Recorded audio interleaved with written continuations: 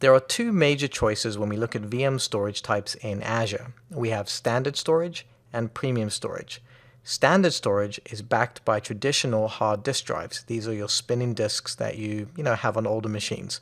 They're the most cost effective, but their maximum throughput is 60 megabytes per disk, and the maximum IOPS is 500 IOPS per disk. On the flip side, Microsoft provides an option for premium storage. These are backed by modern-day SSD drives, higher performance, maximum throughput of 250 megabytes per second per disk, and maximum IOPS of 7500 IOPS per disk. If we look at the standard storage sizes, you don't choose your specific size like you would traditionally in a VMware environment on premises. Instead, you choose from the model of disks in your category. So in standard storage sizes, we have S4 all the way up to S50, and they start at 32 gig all the way up to 4095 gig or 4 terabytes. The maximum IOPS for all of the above is 300, and the maximum throughput for all sizes is 60 megabytes per second. Now, if we look at premium storage sizes, a little bit different. These are the P series of disks, so they go from P4 up to P50. They recently added the P15, which is a 256 gigabyte disk in the middle there.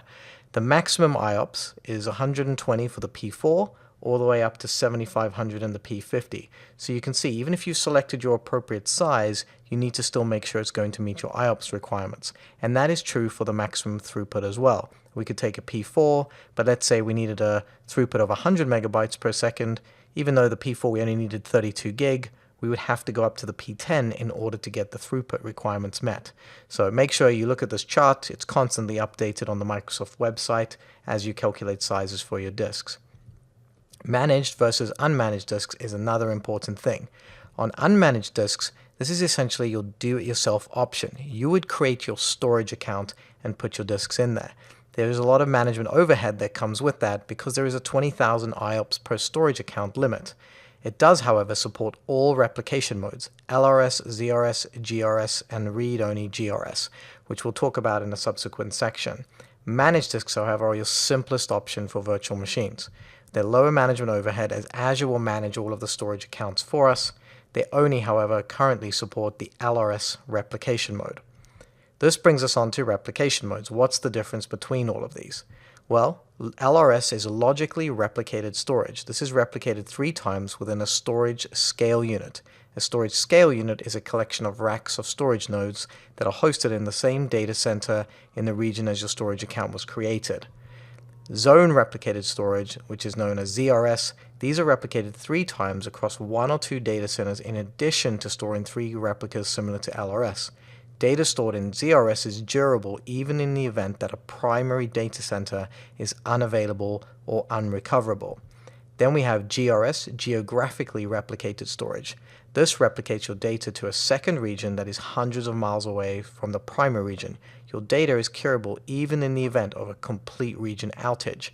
Then we have read-only geographically replicated storage, also known as RA-GRS. Same replication as GRS we just discussed, but this also provides read access to the data in the other region. It's very important for the exam that you understand the replication strategies. If you take these 3 categories, data is replicated across multiple data centers. Well, the only ones that fulfill that are ZRS, GRS, and RA-GRS. LRS does not support that, it is only local. Data can be read from a secondary location and the primary location. The only option that supports that is RA-GRS. So even though GRS is replicated, we cannot read from the secondary location.